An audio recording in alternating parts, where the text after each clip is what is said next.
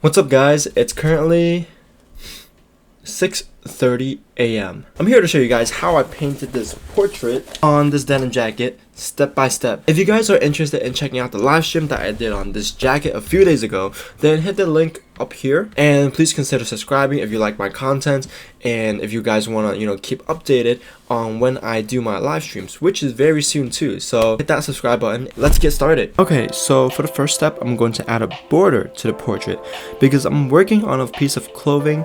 I have less room to make mistakes and I don't want any unnecessary pen marks all over the place, you feel? So I cut the shape of my friend who I will be painting and I traced it, and you have to be very precise when you draw human faces or else it's going to look weird, right? I'm poking some holes through the paper to mark where the eyes and nose should be, and yeah. Step 2, paint a base layer. Here I'll be using a darker shade of gray and white as a base. Now you need to mix the paint with GAC 900 or GAC 900, which is a heat set fabric painting medium. Whew. So this is especially made for acrylic paint, as it will make the paint softer at hand and increase the longevity. Of course you guys want to wear the clothing that you custom, right? And here you guys are going to need to do this step, especially if you're going to paint in details later on, because I'm going for like this realistic look. Every stroke of the brush is very important, so painting on a dried layer of paint is much better than just painting on raw fabric. Now I did 3 coats of white paint before I got started. Make sure you dry the paint before painting onto the next coat, right? Step 4, I realized that I didn't really need to draw the face outline before since I have to do it again here, but it was a good warm-up, I guess. I poked some holes again to make sure that the eyes and nose and mouth are all proportionate, and now you just paint. So I'm consistently comparing the printed picture with my painting to make sure that I'm shading the areas that need to be shaded.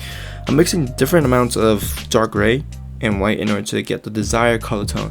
So don't worry if you get the wrong shade, because just you can just go ahead and mix it with half a droplet of white paint if it's too dark, or half a droplet of dark gray or black if it's too light, right?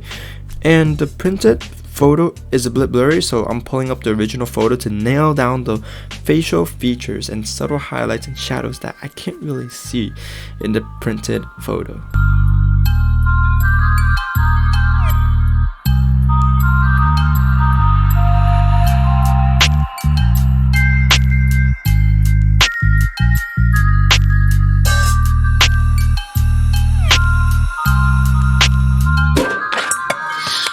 So for step 5, I thought it would be really easy to paint the body portion, but it was a lot harder than I expected. So it's quite difficult to make the skin look as smooth as possible. A tip for blending different shades of paint is to actually use a clean brush and just kind of like lightly brush on the area that needs to be blended.